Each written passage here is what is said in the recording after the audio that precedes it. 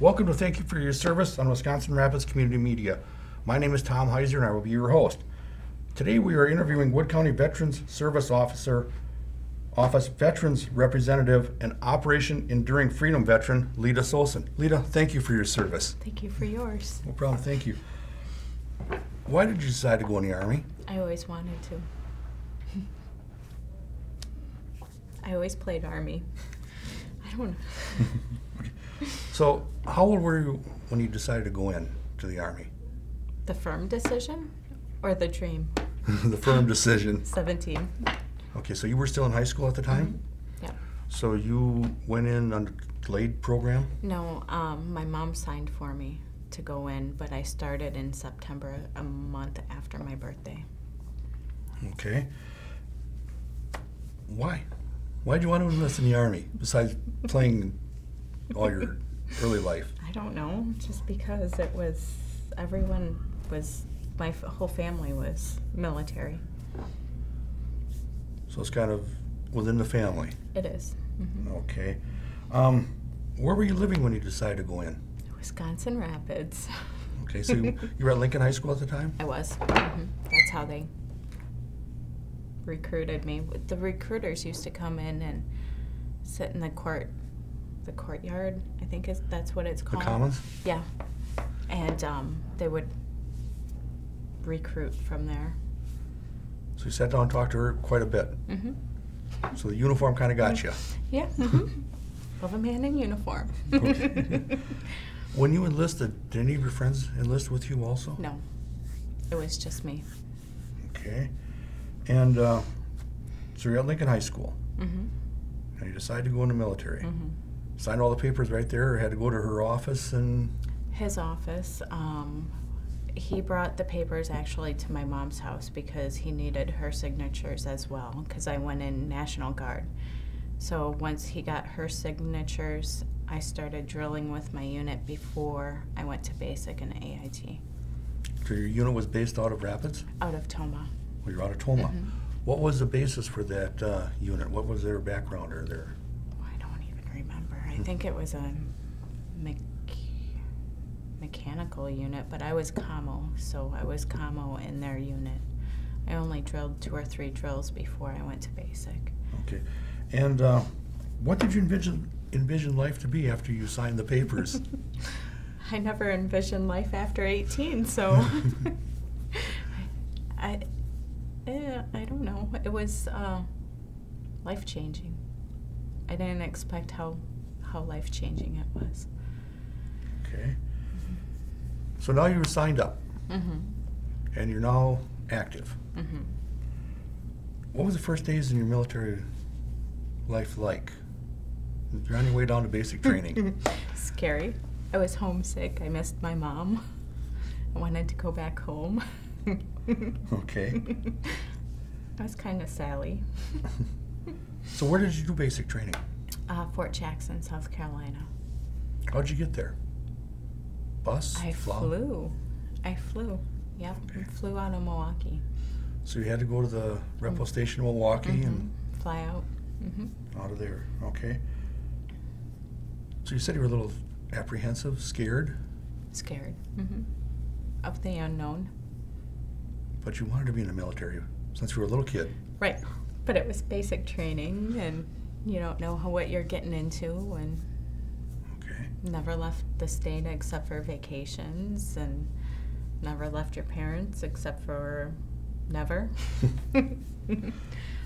Okay, basic. Was it hard for you? No, it wasn't. I kept a smile on my face, and I got dropped all the time. Okay.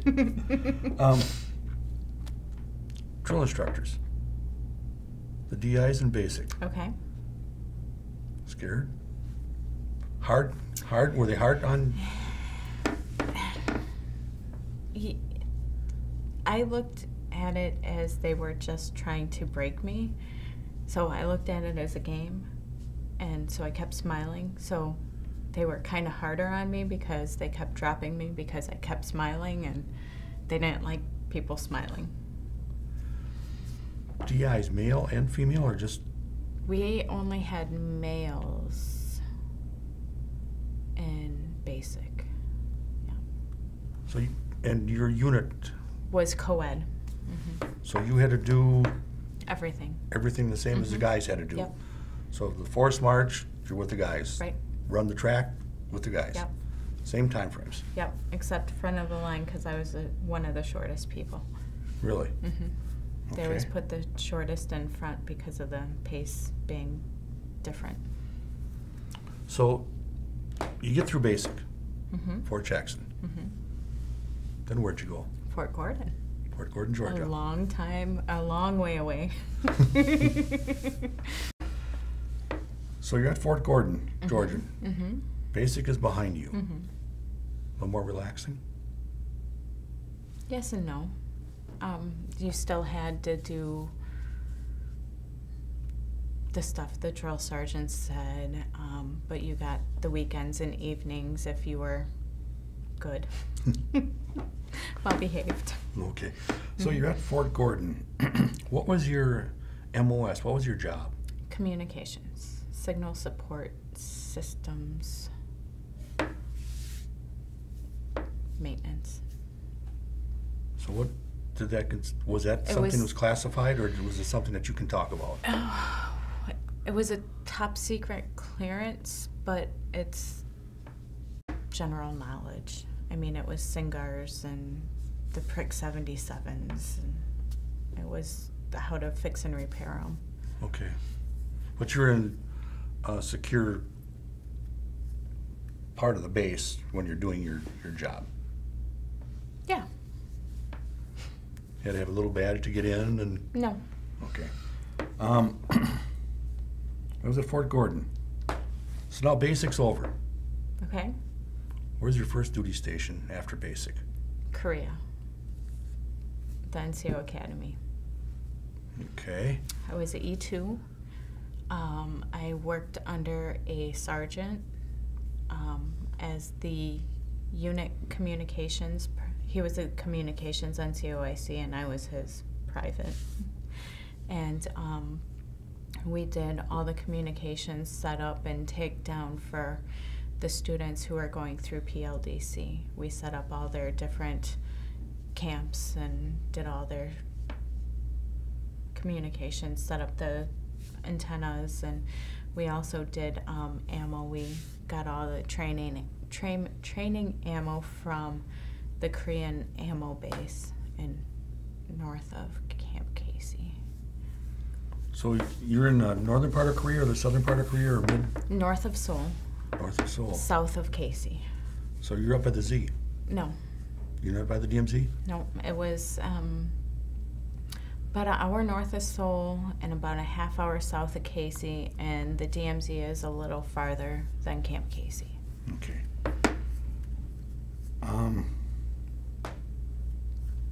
It was 2ID land. It was what? 2ID land. 2nd Infantry Division. Okay. So that's the unit you're assigned to, with 2nd Infantry Division. No, 8th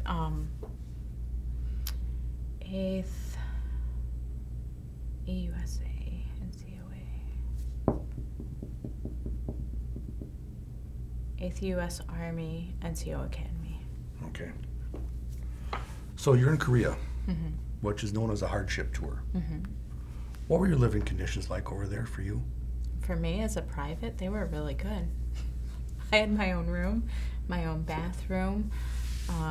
We could come and go off base as much as we wanted. If we went out on the weekends and we went up to other bases, we had to get a warrior pass, but my living conditions were good. Decent barracks? Well, yeah. Yeah. For Korea. Right. I mean, yeah. Okay. You said you were able to travel. Did you do a lot of traveling in Korea, or not really? I did a little. I did. I went south a little bit. I went north a little bit. We traveled through the temples and the markets, and more locally because it was easier to catch the local buses around. Did you get to see some of the countryside? I did. It was beautiful. Hot, muggy. So did you have to spend a year there, or how A long? whole year, yep. We hit monsoon season. It was fun. Water up to here. Here's so much about the winters from the Korean War vets. What were the winters like for you? They're comparable to our winters without the snow. Cold? Cold. And that's, I mean, they weren't any colder than what we get. In fact, we might get colder and more snowy. So your initial enlistment was for how many years? 3. 3 years. So you do basic, you do AIT, do a year in Korea. Then where'd you go? Then I went to Italy. Okay. I was in 13th MP Company as one of their commo people for 2 more years. So what city was that near? Vicenza. Beautiful country? Very beautiful country. Traveled there a lot too? I did. I traveled a lot of Europe, a lot of Italy. Venice? Venice. Yep, Carnivale. Drank a lot of wine. Rome? I didn't make it to Rome, but I sent my dad and grandma. Rome wasn't one of my cities to hit. What were some of the cities that you did hit? Milan, Venice, Florence. I fell in love with Florence, so I kept going back. There was, Venice, Florence.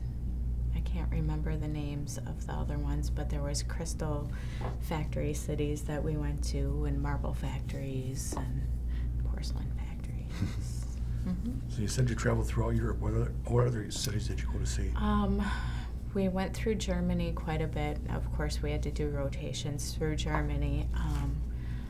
And then Austria, Switzerland, France.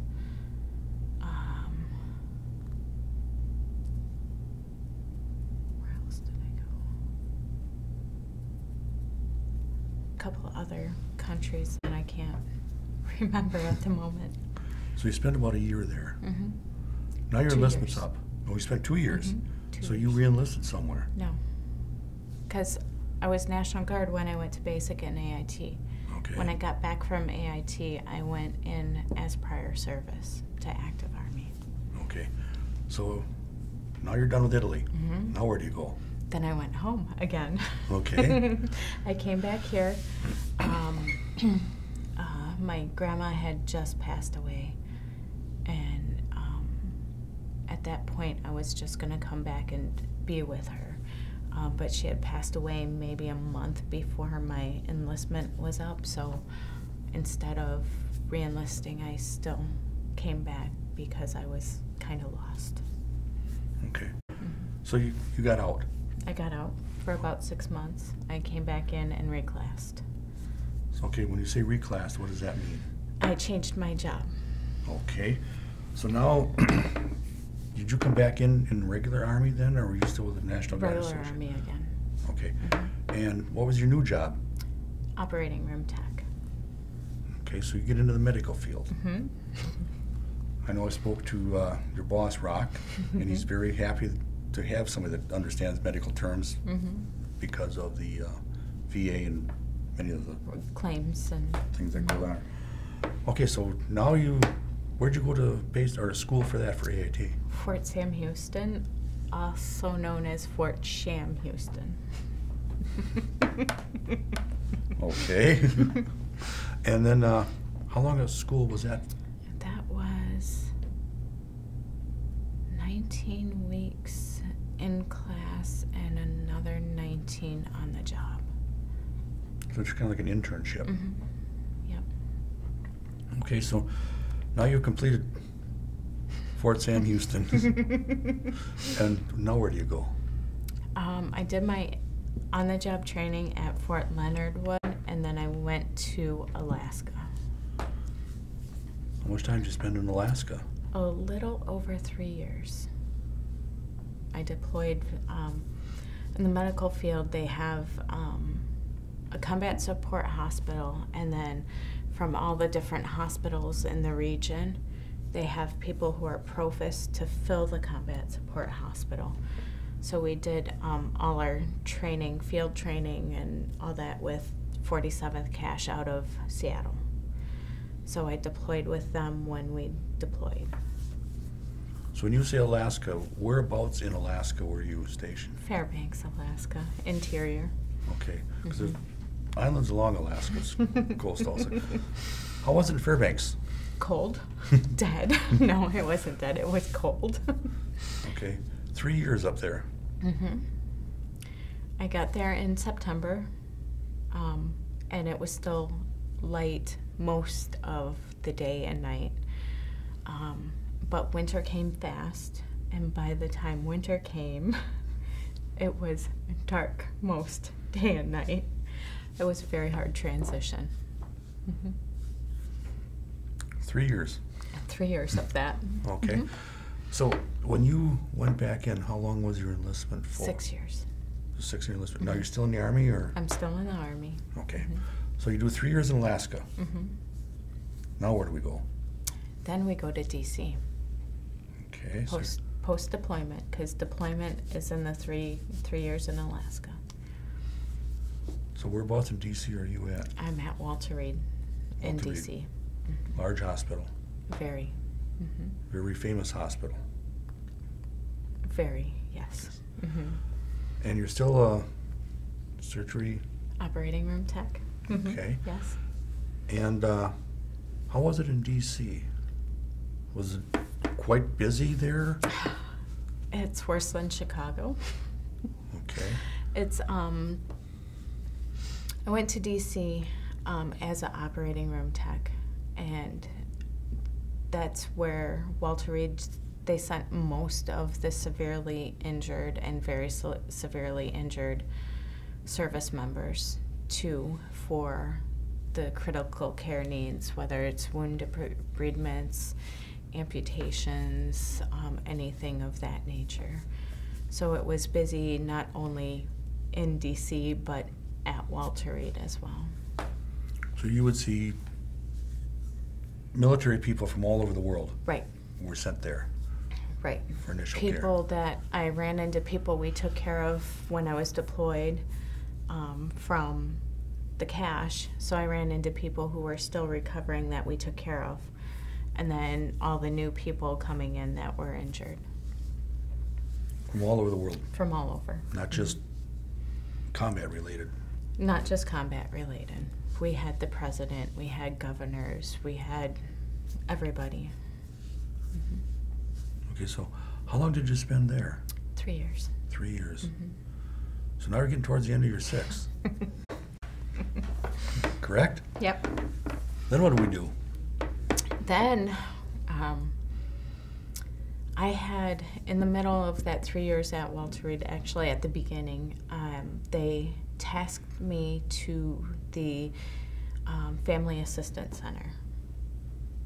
And I fell in love with it, and it was a continual tasking, so they kept me down there because it was a good fit.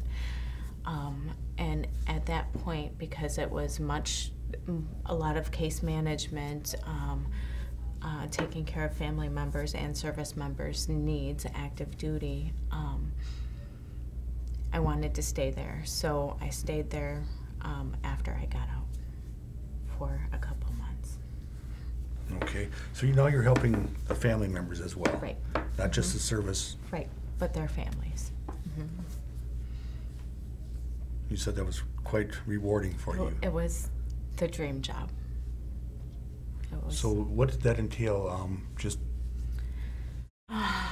getting them into the Fisher house or finding long-term apartments, getting their bills met, paid, because a lot of times they'd take FMLA, but their jobs don't pay because they're on FMLA for their son, their daughter, their husband, their wife, their kid, brother, sister, whatever. So FMLA runs out, and these guys are getting care for years sometimes at the hospital. So we found what we did was we managed finding the right organization to take care of the family's certain needs, or filtering donations, or Joe comes in and his mom's flying in for the weekend, we could get them a rental car for just the weekend so they could travel or whatever. It was basically case management and volunteer. It's what we do now. We kind of assist veterans with the organizations, trying to find what organization best suits what need they have. Very busy. Very busy. Very, very busy. Okay, so now your time is up at Walter Reed. Now what do we do? Well, the stuff in the middle is kind of messy. We might not want to talk about that. Okay, so you did some civilian time. I did. Well, of course, I got out and I stayed in D.C. For a couple more years. And then I ended up moving back here in 2009. Okay. Now, did you go back in the military again? No. Okay. You were in Enduring Freedom. I was. So you were in Iraq. I was. When? No, I was not. You were not in Iraq. I was in Kuwait. You were in Kuwait. Okay. Our combat support hospital was the first one they set up before they took Iraq. Okay, so when was this in your career, before Walter Reed? Or? It was in Alaska in 2003. Okay. I was still in Alaska. We got deployed in February. We went over to Kuwait. We finished setting up the hospital. We set up a lot of the bunkers, and when we first got there, there was nothing except tents for everything. A combat support hospital is basically made of tents and connexes. So half of it was set up when we got there, the other half we had to help set up. So you're going from Alaska, which is very cold, to Kuwait, which is very warm. Body shock? It was. But Okay. you know, when you're in your 20s, it's not as noticeable. Okay, so the type of hospital you're talking about It's like a MASH. isn't very, very similar Yep. to what you see on MASH, on a TV show. Right. Yep. It is. It has the hard parts of the hospital. It's all tent city except for the hard parts. The hard parts are your operating room suites, which are connexes that unfold into two-person operating room suites. You have the ability to work on 2 people at the same time. Not exactly ideal in civilian standards, but in military standards, when they come in, and you've got to take care of them. So it's basically A room. triage. Yeah. It's a room maybe the size of that back corner, with 2 beds for 2 soldiers and 2 teams of doctor, nurse. Sometimes it's doctor, tech, and 1 nurse for both people. Sometimes it's 2 separate teams, and anesthesia, of course. So you're right in it. Doing Teching. what? Passing instruments. Okay, doing stitching or No. just Yes. Yep. very busy. Very busy. So your unit has just that one connex with 2 beds in it, or were there other? There were we had multiple. Okay. It was a huge hospital, essentially. There was 2 halves of it. You had half of it was, we took care of all the EPWs on half, and then we took care of all the American soldiers on the other half. And they were separated by the command center. Okay, you see EPWs, what's? Enemy prisoners of war. Okay. So because when you're in Kuwait, there's other countries involved in this. So did you have to work with other doctors from other countries, or just? No, just our doctors. They weren't necessarily the doctors I knew, because we all kind of meshed once we got deployed. That's people from different hospitals, and everyone just kind of filters in and does their jobs. Okay, I don't know if there's like British doctors there. No, but there were British troops and Italian troops and, yep, So you treated everybody. everybody. Uniform didn't matter. Nope. Yep. So what was your average day like in Kuwait?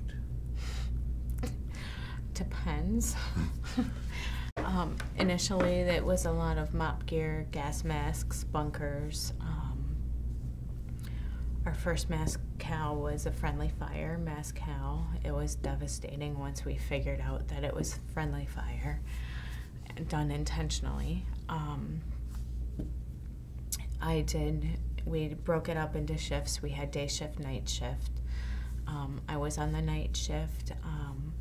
So during the day you'd sleep or try to, because, you know, around noon, 1, the generators would blow out because it was too hot. And then you'd get up and mosey and find wherever you could that was cool. So being on a night shift, you would come in like 6 o'clock at night and work till 6 in the morning. Basically. And it's the same team that would do that? Yep. Yep. So you were with the same doctors and nurses pretty much? The doctors and nurses didn't do shifts. They were just, they had ortho, they had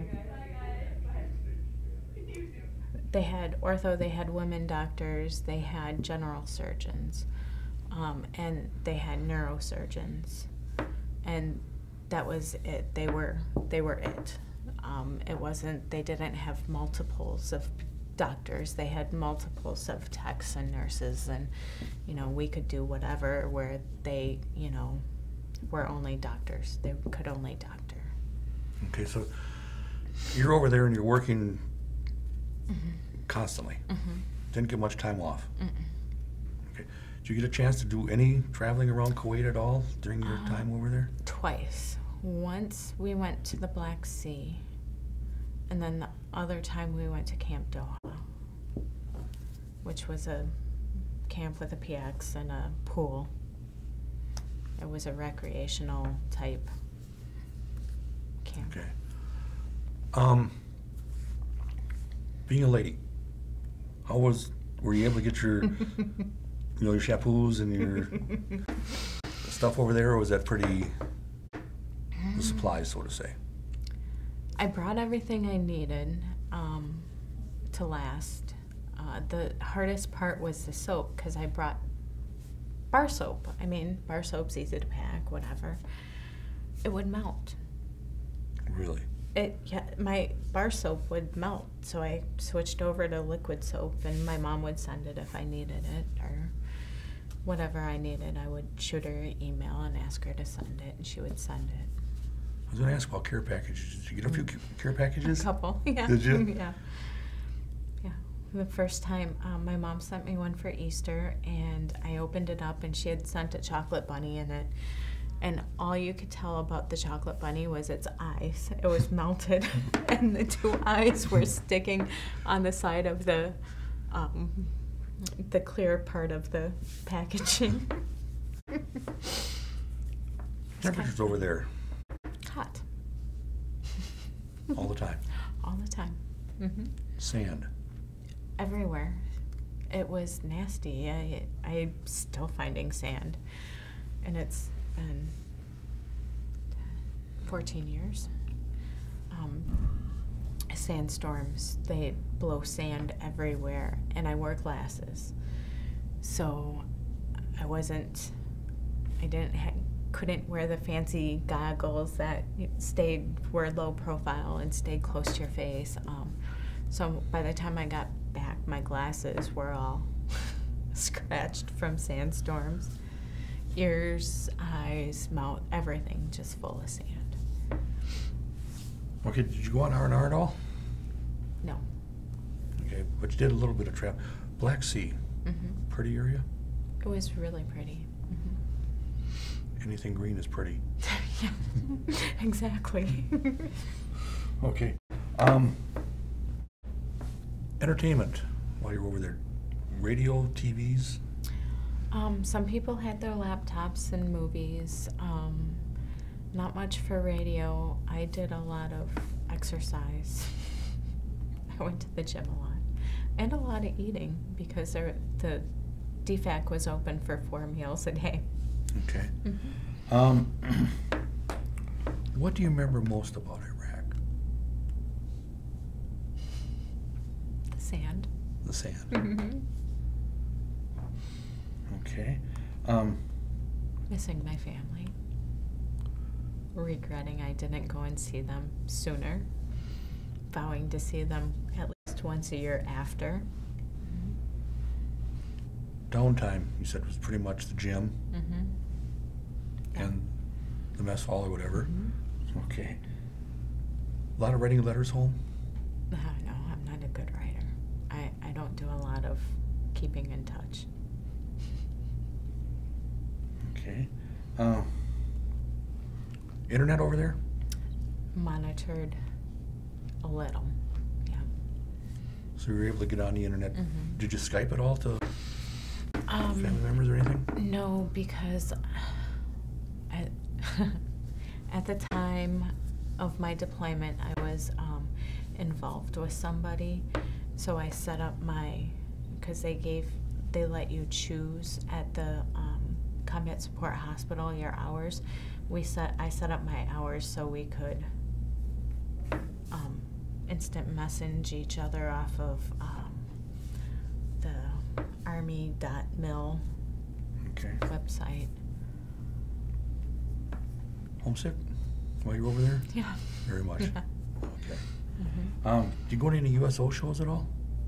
We didn't have any on our base that I remember.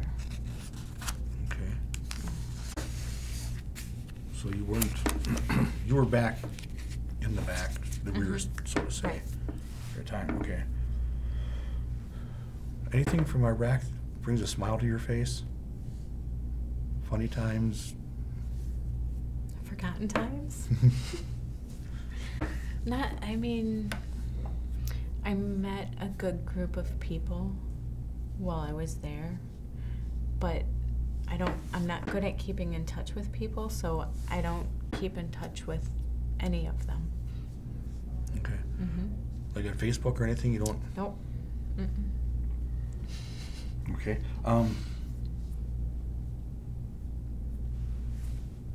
You're in a situation where it's life and death. Mm-hmm.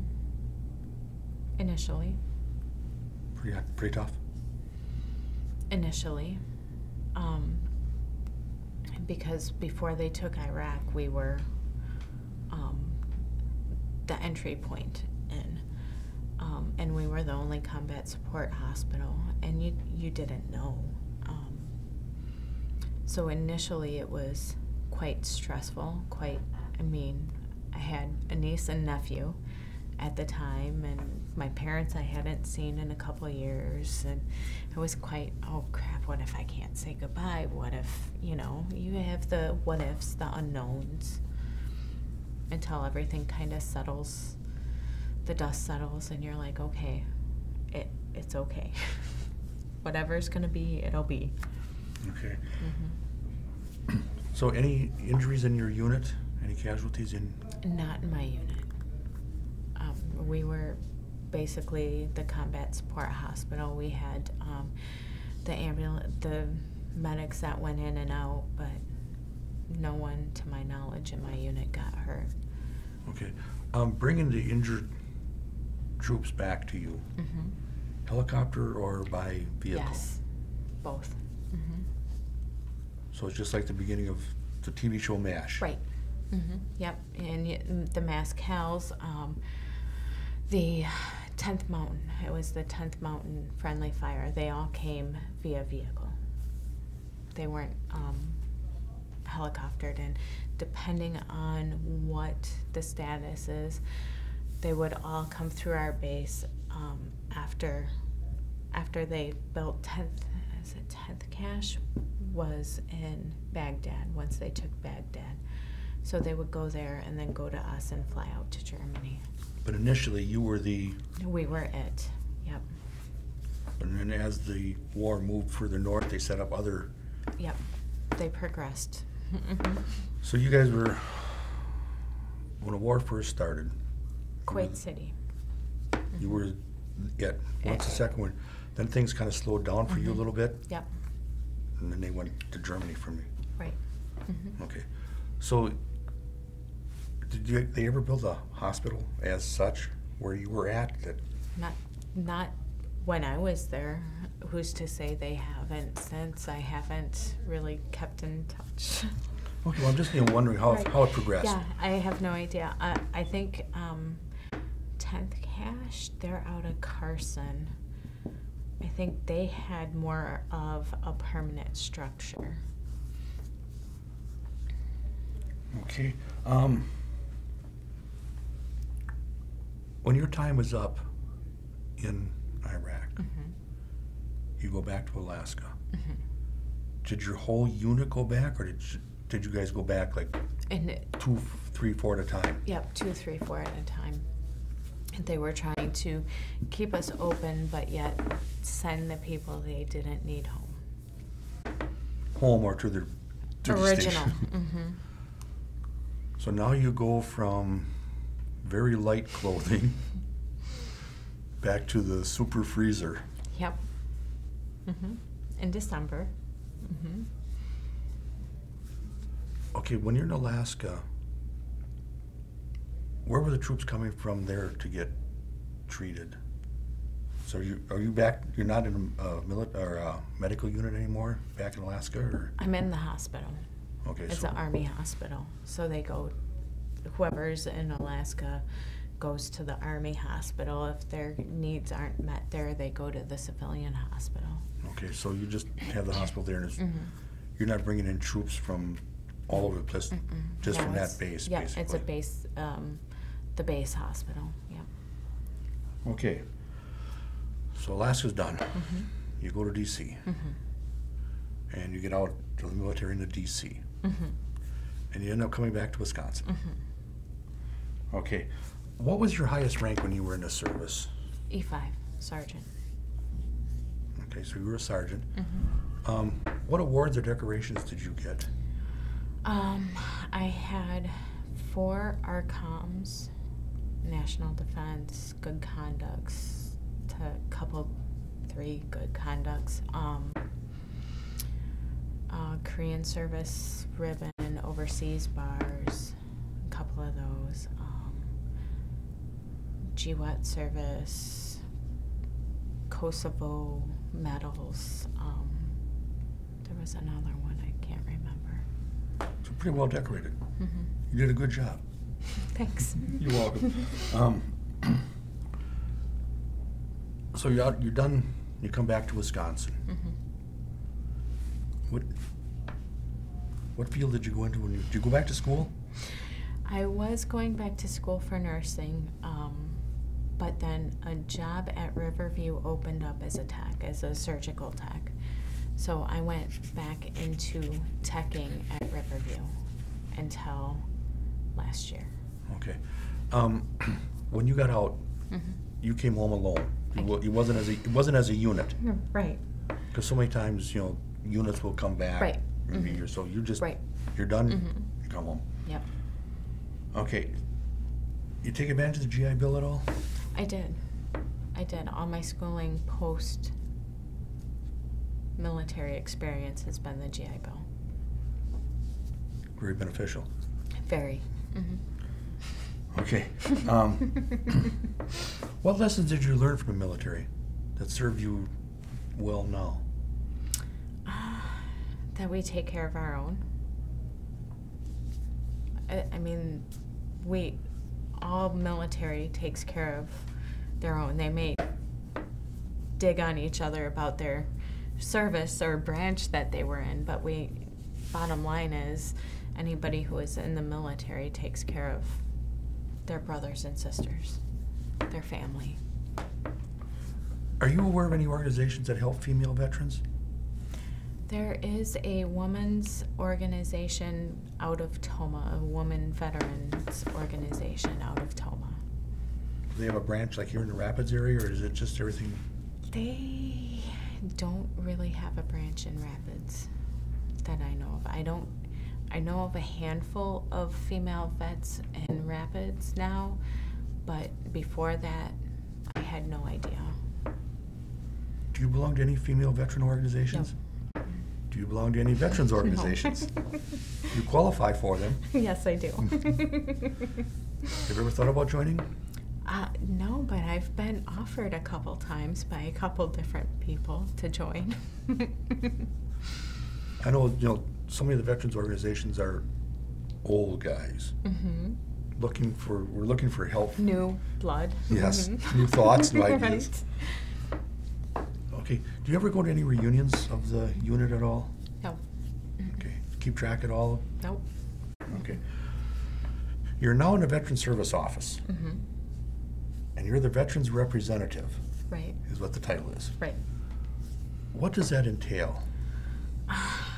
It entails a lot of work. Basically finding whatever suits the veteran's needs that we can. So if a veteran comes in and they're hurting, they hurt themselves in service, they never filed a claim, we help them file a claim for disability, or the veteran's homeless and they're service-connected for some sort of mental health, or not service-connected, we help find them organizations that'll help transition them out of being homeless. It's a lot of finding organizations to fit needs. A lot of what I did in Walter Reed, only with veterans instead of active duty. You're actually the face of the Veteran Service Office, because when we come in there, you're the first one we see. I am, yes, I am. Mm-hmm. Okay. You recommend all veterans come in and at least get registered with you? Yes. That way we can talk about benefits, we can talk about options, talk about things that even I didn't know when I came in. There's travel pay to comp and pens, and there's travel pay to any service-connected appointment for military for veteran health care. Disability, you can file a claim even though it's not within a year out of getting out, like they told us when we got out. And there's pension if you need it, needs-based during wartime. There's all sorts of different kinds of organizations. Do you deal a lot with TOMA, or do you deal a lot, say, for healthcare for the local Both. clinic here? Yep. We get a lot of calls from the Rapids Clinic about veterans. Can you help this guy? Can you help this girl? We get a lot of calls from TOMA as well, if they're in our county. Mm-hmm. I know a couple of times I've seen you at the Heroes Cafe. Yes. Do you get a lot of referrals from that? No, they were mostly people I've already seen. Most of the people there know about the Veteran Service Office and know that we need contact with most or all veterans, at least to get registered and set up and keep tabs on. In case something like Camp Lejeune happens, it's good to be registered. I know many times at different reunions and stuff, they say get into the VA, whether Right. it's Camp Lejeune related issues, Agent Orange related issues. Right. I believe there's issues from Gulf. Enduring Freedom. Mm-hmm. I mean, It's all considered the Gulf War. Because now with Enduring and Iraqi Freedom, I don't know about Afghanistan. Well, Afghanistan, everyone who has served in a war period or boots on the ground in a hazardous zone can get into VA healthcare. And most of it's boots on the ground.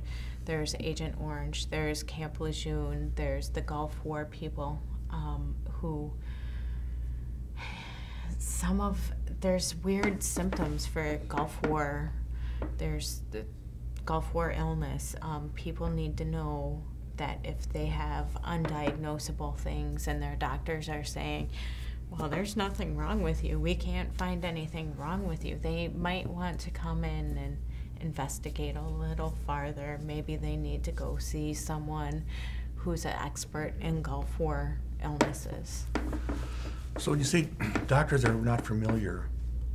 Would you say that the VA doctors are more familiar with these different than the civilian doctors are? Yes, they are more familiar, but because the Gulf War illnesses are all undiagnosable. So it's a lot of pain, headaches, and GI problems, skin rashes, muscle pains, a lot of different things going on that the doctors, you go in, hey, this hurts. Okay. There's nothing wrong with it. There's nothing on x-ray, there's no swelling, there's no reason it should be hurting. Maybe you have a mental health condition. Here, let's put you on antidepressants. They help you with pain. It still hurts. Well, I don't know what to tell you. Everything's clean. It's fine. I mean, if you're going through, hey, something's not right here and I'm in pain, or I don't know what's going on and my doctor doesn't know what's going on, it might be something to look into. So would you recommend even, the Vietnam vets, the Gulf War vets, Yes. the Afghanistan vets, to at least tell their civilian doctors that they Yes. served there Yes. in case something Yep. would come down later? I do. Because things like diabetes for Agent Orange, it's service-connected. Most people don't know that diabetes is service-connected to Agent Orange. They think, oh, I've got diabetes. Who doesn't? But if you were in Vietnam and you were exposed to Agent Orange, it's service-connectable. So yes, civilian doctors should know as well. So you recommend to any vet Any vet. tell to their doctors that they served? I know that as a Vietnam vet, they always say tell them that you were involved with herbicides, Right. not just Agent Orange. Exactly. So the Gulf War vets should tell them that, They don't know what they were involved with. but they Right. served there. Yep. So that in case something comes down later. Right. If they have skin rashes, they can test for leishmaniasis, or, there's a whole bunch of different things that civilian and veteran doctors can test for. So the VA is the best place for them to go. They're more Yes. familiar with it than. Yes. Yeah, they're getting more familiar with it. Now with the Gulf War vets, are there some presumed? There are. There's fibromyalgia. If you were over there, and diagnosed with it, it's service connected. IBS, irritable bowel syndrome, headaches, any undiagnosable illness, provided it goes through the Gulf War registry or whatever, that they deem it to be Gulf War illness, is service connectable if it can be undiagnosable. Therefore, it's got to go through all the testing of everything else. What else could be wrong with you? I know with Vietnam they say that the Agent Orange thing could go generational down. Correct. Anything that's coming from the Gulf War as of yet? Not that I've heard as of yet. But they should still get involved in the VA Yes. system. In case it does, or in case they find more service connections to any wars, like ischemic heart disease is a rather new one for Agent Orange exposure. So down the line, they find more connections to different exposures. Now explain what that one that you just mentioned, what that is. Ischemic heart disease. I'm not overly familiar with it, but it goes along with coronary artery disease. It's where the muscles in your heart are affected. It's like that. I think it's the arteries that feed the heart, and then the heart doesn't get enough blood. So many people that have had heart attacks. Heart attacks, coronary artery disease, in danger of heart attacks as well, because you can't see it. True. Anything else you want to talk about? No. You've done a fantastic job. Thank you. Leita, thank you for your service. I And really thank you for appreciate it. yours. Thank you for watching.